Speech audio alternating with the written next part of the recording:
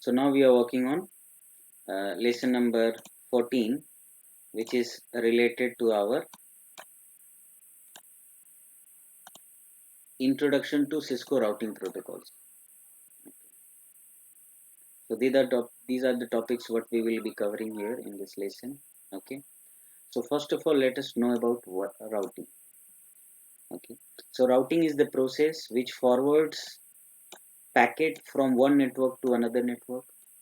Routing is used to create communication between two unreachable network or different unreachable networks when you are not reachable. Okay, so routing is helping you to communicate, and routing is helping you to provide reachability to that network. Okay, routing, it is also means routing also help you to find the best path to reach to the destination.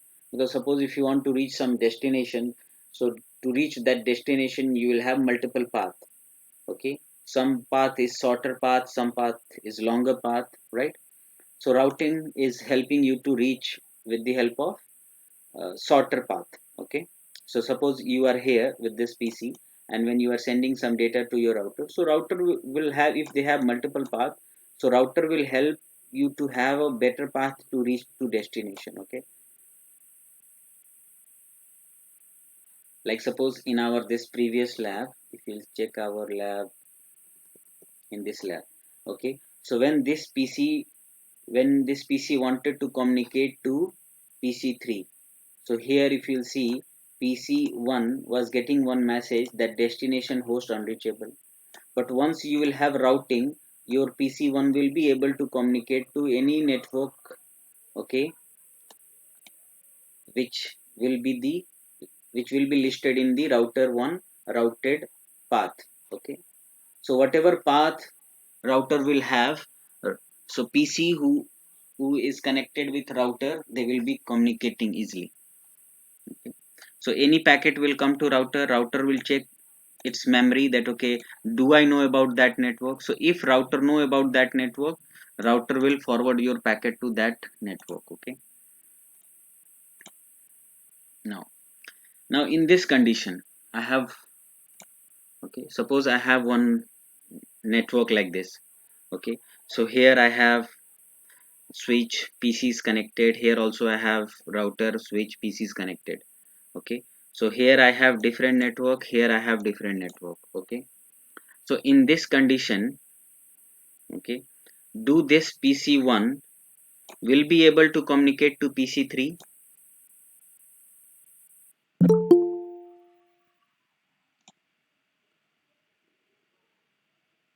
Okay, yes. Okay, so let me show you with this lab. No, No, I'm asking, do this PC1 will be able to communicate to this PC, because this belongs to 10 and this belongs to 20. no, they will not be able to communicate unless there is routing. Okay, so here we need to configure routing, right? Yes. Okay, so let's have the practical now. So let me take one new lab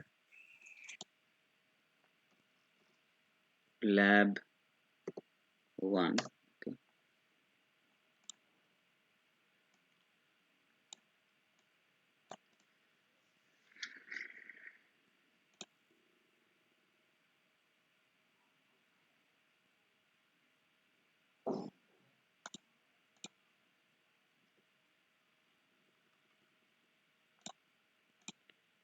Okay, so we took one router here.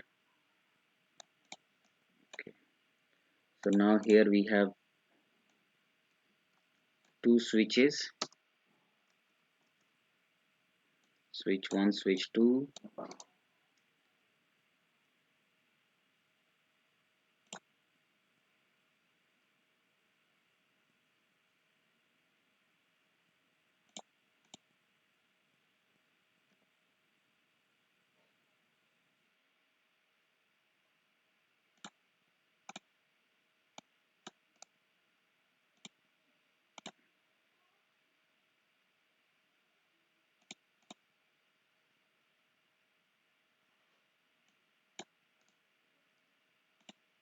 Okay, switch 1, switch 2.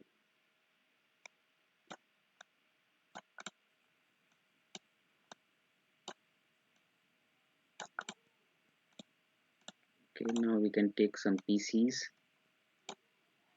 for 2 for this network, 2 for that network. Okay, so 2 PC here and 2 PC here.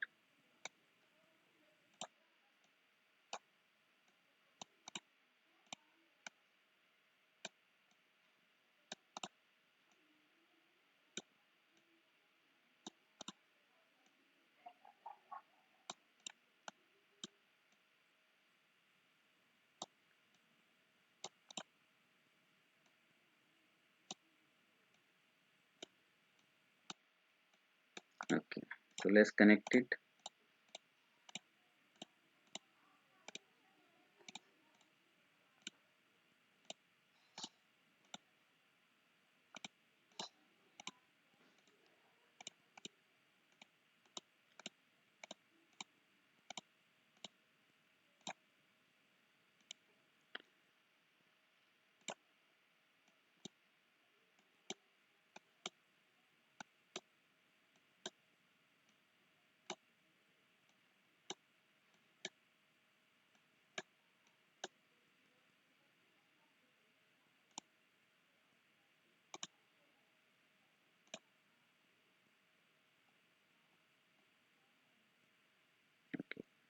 So here we are using one network, which is 192.168.10.0/24, and here we are using one network 192.168.168.20.0/24. Okay, now let's start all the devices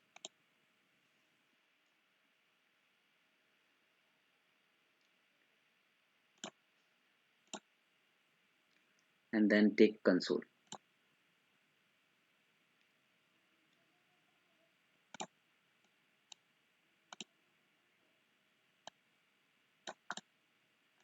Okay, so let's come here on router 1, configure the IP address. No routing, just configure IP address. So if you're coming here, conf t interface E0/0 IP address 192.168.10.1 255.255.255.0, which is default IP subnet mask, and no shut. Okay, then come to E0/1. So interface E0/1 IP address 192.168.20.1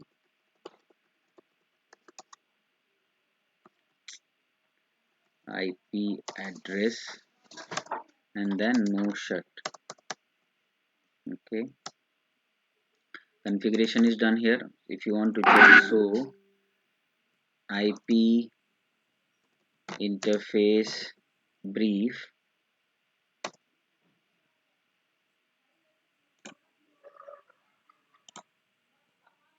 okay, okay, so see, you can see here IP is configured, right? Now if I'm coming on PC1, IP 192.168.10.2/24, and the gateway is 10.1. Is it okay, Mr. Lamin? Is it okay? PC configuration.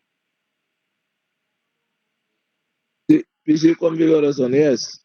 Okay, so just be with me, okay? Because here there will be some kind of Okay. questions. So PC2 IP is also configured with the default gateway 10.1, which belongs to router 1 E0/0. Now if I'm coming here on Yes. PC3, PC3 IP will be 192.168.20.2/24, and the 20.2. gateway will be 20.1. Is it okay? Yes. Okay, then same here, 20.3 3/24 20.1. Okay, configuration is done. And now if I'm coming on Yes. PC1, if Down. So, see. Isa. PC1 wanted to communicate to PC2 with the same network, he can easily communicate, right? 10.3. Yes. It's communicating, no problem. And when PC1 wanted to communicate to PC3 from different network 20.2. Okay, now see, still he is communicating.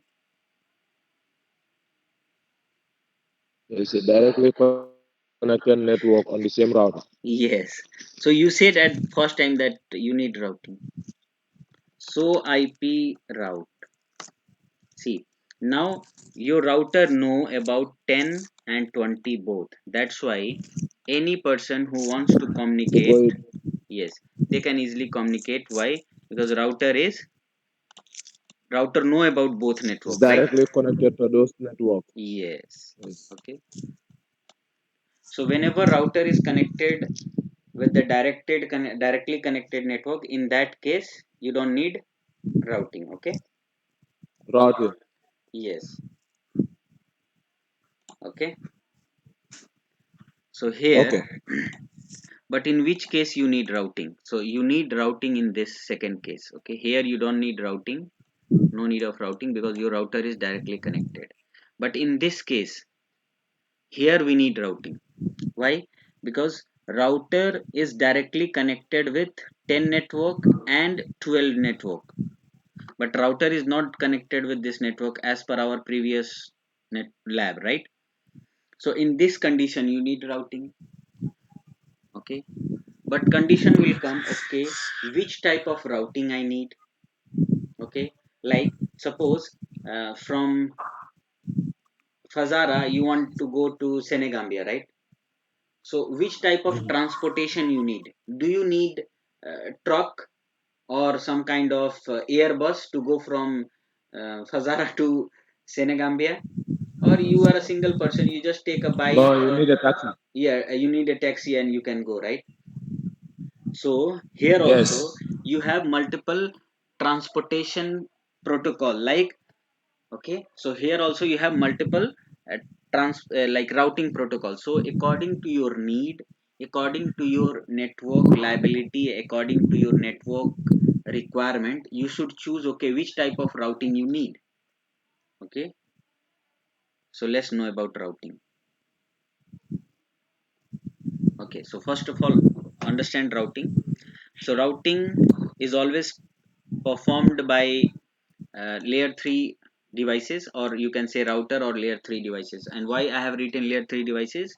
Because your firewall is also layer 3 devices, layer 3, layer 4 and layer 7 devices. So normally your router is also working on layer 3, your firewall is also works on layer 3, your layer 3 switches also works on layer 3. Okay, so whenever you have router or layer 3 devices that can perform routing. Okay, and why we are talking layer 3? Because when each and every communication in your networks works on the behalf of OSI reference model, that's why we are taking the example of layer 3, layer 2, like that. Okay, now a router is a networking device that forwards the packet based on the information available in the packet header and routing table. So when you are talking about packet header, so which type of information is there in the packet header? So if you are coming here, let me come and open Google and show you the packet header, IPv4 packet header, IPv4 packet header. It's just for information. Okay,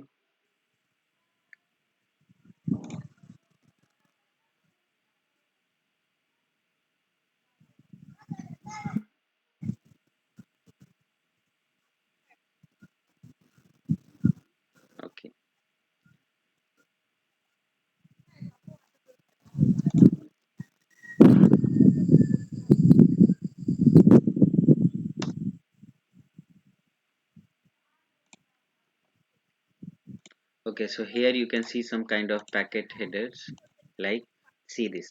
Source address will be your address because you are sending the data. But when router will receive this packet, okay, so see here, version means what? Version IPv4. Header length, okay, length means your data length. Type of service means which type of data you are sending, whether it is ICMP or which type of communication data it is, or whether it is telnet data or whether it is ARP data. Combat. Okay, Jadi ni sukuru dia ngana aku ni dah sukuru okay. sana. Now, so here just come to know that, okay, source IP is there, okay, and destination IP. So destination IP, so when router will check, okay, do I Ya. know about this destination network? So once the router will come to know about this destination network, he will forward the data to the appropriate destination. Okay, now,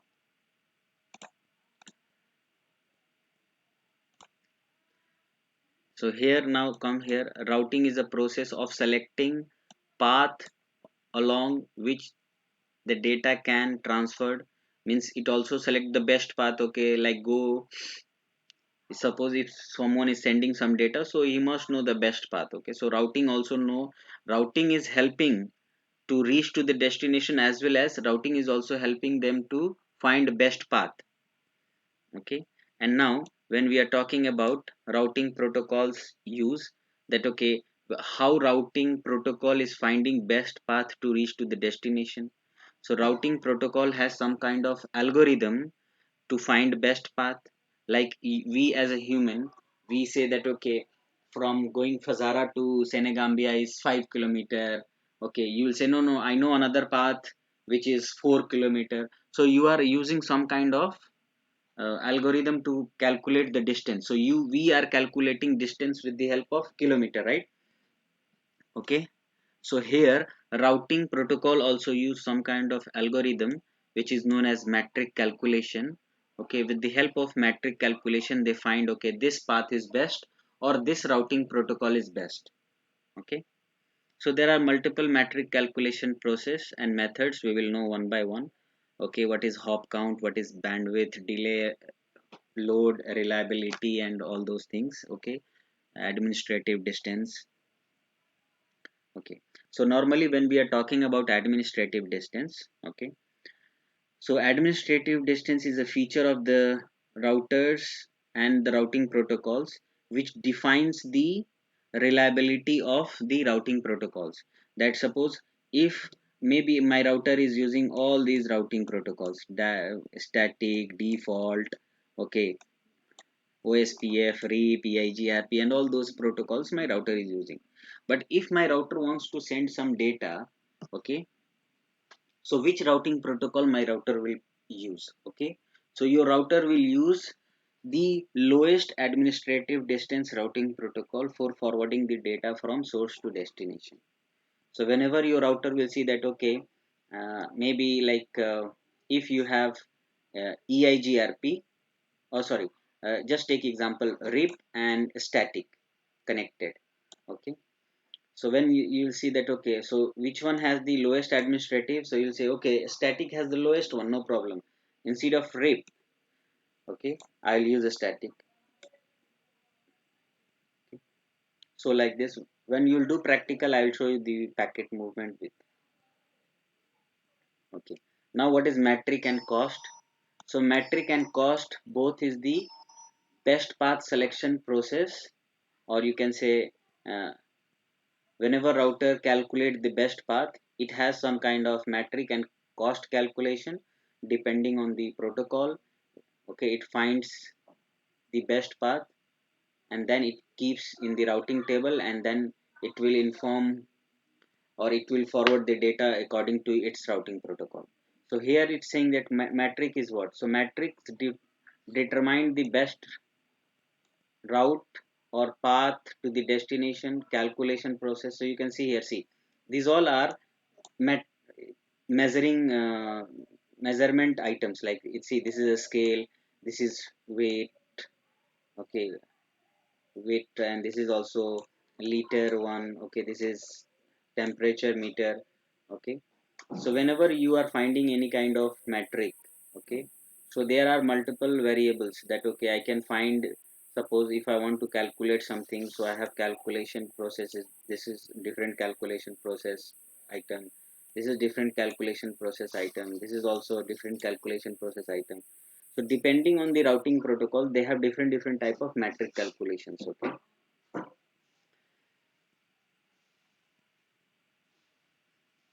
okay, so metric are cost values used by router to determine the best path to a destination network. Okay, now there are several factors which helps dynamic routing protocol or routing protocols to decide which is the preferred or shortest path to the particular destination. Okay, so normally if I'm telling you, as normal as a human, we find something like, okay, to reach there it's 5 kilometer from this way, 10 kilometer from this way, so we use kilometers. So same here, there are different type of measurement process we have, okay, in the list here. So in the routers we have, and as per the routing protocols, we have same thing like EIGRP use different type of metric calculation process, OSPF use different type of metric calculation process, REAP use different type of calculation process, but they all do the same thing. Means after using the metric calculation process, they determine the best path, and they keep the, after calculating the best path, they keep in the routing table. So what is like types of routing we have, that this is different thing. If you can understand, it's okay. Like normally when we are talking about routing, so the routing is divided into two categories. Okay, one is internal routing and second one is external routing. Internal routing means routing within the organization, and routing after your organization. Okay, yeah, outside your organization. So this, that's why it is IGP means interior gateway routing protocol, means the routing protocol which is used inside your organization. Okay, and here is EGP means exterior gateway routing protocol. Exterior gateway routing protocol means the routing protocol which is used inside your, sorry, outside your organization. Okay, so this is part of like the people who is working on like CCNP. In that you will come to know what is BGP. Okay, but this we will come to know in our lesson. So first we have to know about a static routing, default routing, then dynamic routing. So static is very normal routing what we use. Okay, default is also normal. Okay, but dynamic is little bit vast routing. In that we have to know about RAPE, EIGRP, OSPF. So OSPF is used by ISPs network, internet service provider networks. EIGRP and OSPF is used by some kind of corporate companies, like who have multiple branches in different countries, different states. Okay, REAP is not in use nowadays. Nobody use RAPE. Okay, but we should know about RAPE. So static, you already know static means what? It's a manual configuration. You have to manually feed the information like your static IP. Okay, and static is a manual routing where you have to configure each and everything manually. Default routing is default. We'll see what is default routing. And then we have dynamic is same like your dynamic IP address. It's automatic. Okay, automatic conversions will be there, but in a static there is no automatic convergence, means you have to define everything manually. So here, as I told you, we have static routing, default routing, and dynamic routing. Static, in a static routing we have to configure each and every information to the routers manually. In default routing is always considered and configured when you do not want to know about destination, and the destination information you don't want to keep in your routing table, and you want to communicate. So in that condition, in default routing is will be used. But static is used for a small organization, and it is very secure, okay, and reliable, but it is not faster as compared to dynamic routing, okay. And automatic conversions are not there. If the network is down, you have to manually change the route, change the path. But in dynamic, if you have multiple path and if some path is down, so automatically it will converge and it will keep the new path in the routing table, and it will inform to the computers or the system which is connected to your network, okay.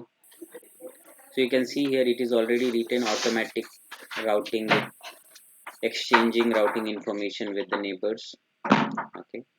So this you will come to know first when you will understand the static routing, then you will understand the benefit of default routing, then you will compare which one is better, then you will know about the dynamic routing, okay. So here what is the static routing? Static is known as a non-adaptive routing. Non-adaptive means it will not exchange the information with the neighbor. It is a technique in which the administrator manually adds the route information or routing information to the router routing table. A router can send the packet for the destination along with the route defined by administrator manually. It's not automatic. In this technique, routing decisions are not made based on conditions or topology of the network. So routing decisions are made by administrator that how your router will take routing decision, because it's a manual configuration. Now when you are comparing with the default routing, okay, so default routing is a technique in which router is configured to send all the packets to the single hop or same hop, means whatever data will come to your router, suppose this is your router, whatever data your router is getting, automatically your router will forward to the appropriate router, which is ISP. So basically we configure default routing uh, to communicate with ISP for internet. A packet is transmitted to the device which is configured in the default routing. Default routing is used when network deals with a single exit point directly communication with the ISP. Okay.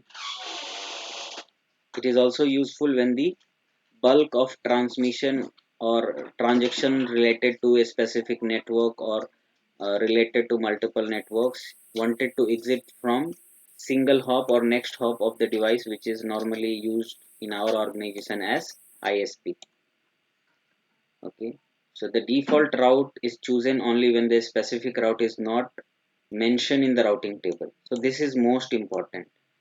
Okay, this is most important part of the default routing. Default routing, I told you, it is used for unknown network. Unknown network means I don't know how to go.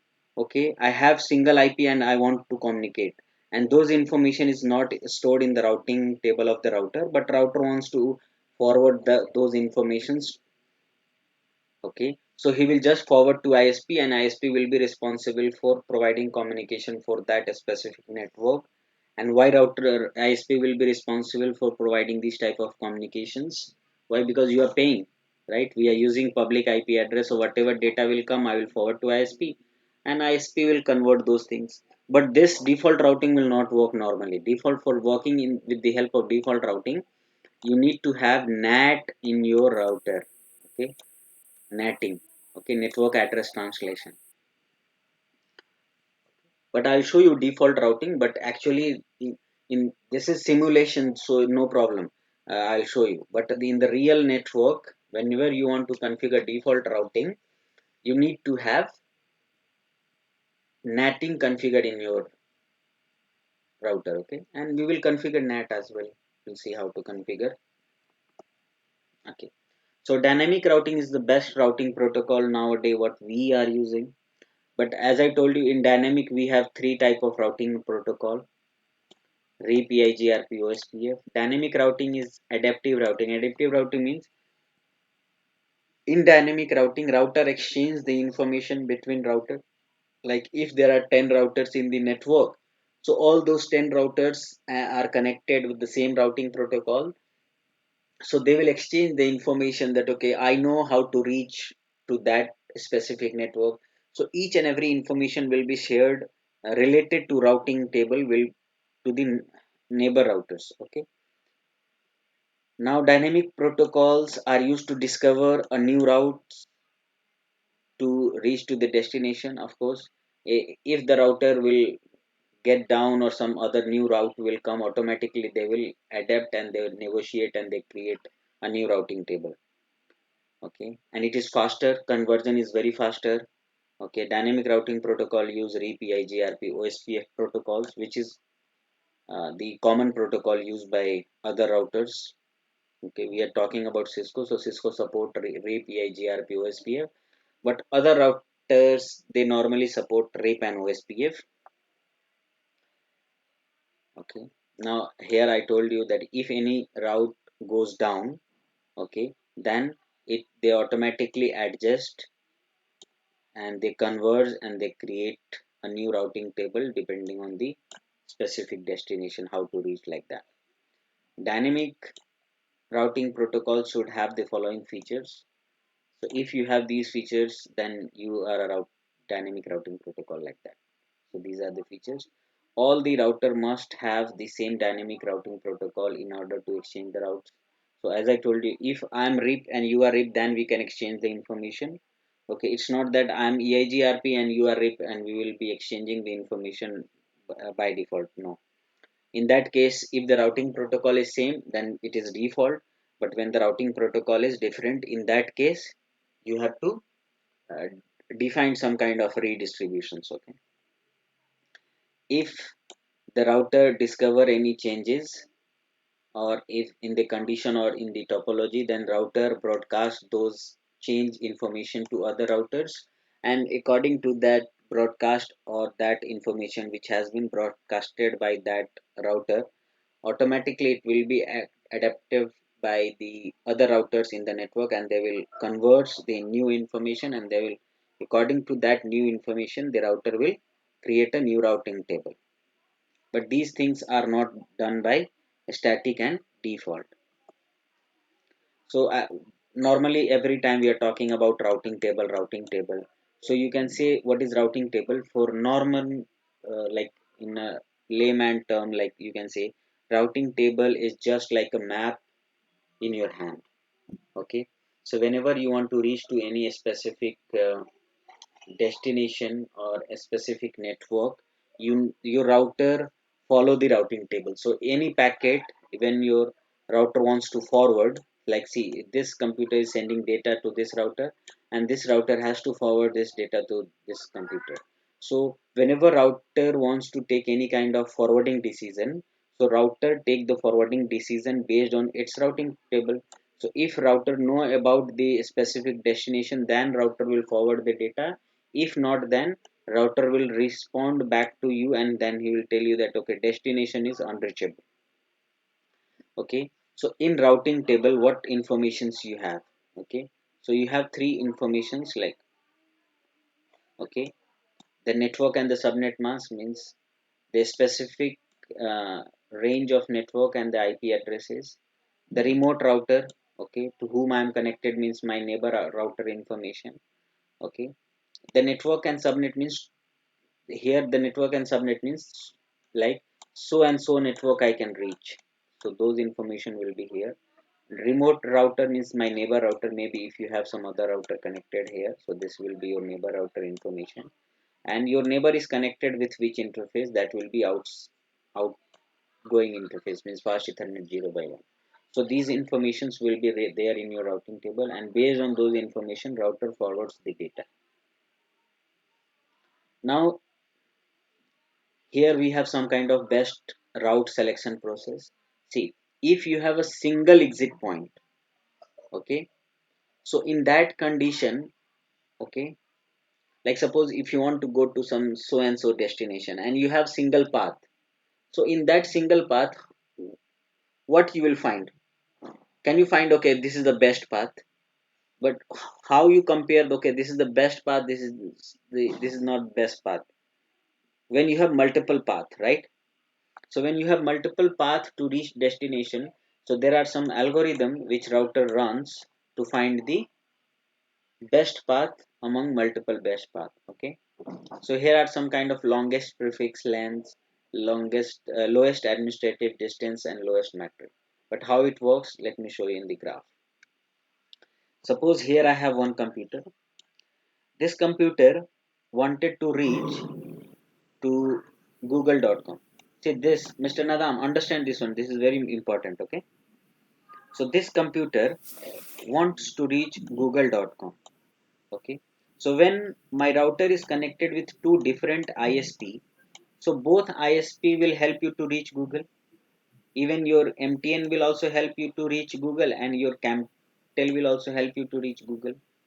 So your router has to take decision that whether I should forward the data which is coming from this PC towards MTN or towards Camtel. Okay, now see, now, so your router has to follow some kind of algorithm. So here you have three algorithms. Longest prefix length. Now when your PC is finding some kind of network, so longest prefix means if your PC is trying, your router is trying to forward. So see here, Google is /24 and here Google is /26. So which one has longest prefix? Longest prefix means more reliable. Longest prefix means more nearest to you. Like suppose if I'll tell you, okay, where are you? So you will tell me, okay, I'm in Cameroon, right? Okay. So you will say, okay, fine, no problem. But your brother will tell that, okay, yes, I'm in Cameroon. I'm in Cameroon and I'm in something like I'm in Yaoundé. Okay. So and your son will tell like this, I'm in Cameroon, I'm in Yaoundé, I'm in my house. So who is more accurate?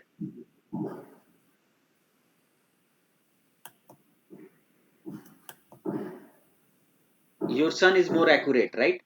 Because he's saying that I'm in Cameroon, I'm in Yaoundé, I'm in my house. You said I'm in Cameroon, but where I will find you in Cameroon? I can find, but it will take time. But for finding your son, it will be very easy that, okay, I know he's in Cameroon, he's in Yaoundé, he's in his home. So whoever have the longest prefix, so he will compare. So he will see when the data will come from Camtel and MTN to my router will compare that, okay, you are giving me Google with /24, and here I will see that, okay, you are giving me Google with /26. So which one is more accurate? So we'll say the longest prefix. So my router will forward the data with the help of longest prefix. He will not see whether you are static, whether you are RIP, whether you are EIGRP, whether you are OSPF. Okay. Now in second condition, if the prefix is same, here is also /24 and here is also /24. If prefix is same, then he will go with the second condition, which is saying that lowest administrative distance. Lowest administrative distance means static administrative distance is 1 and RIP administrative distance is 120.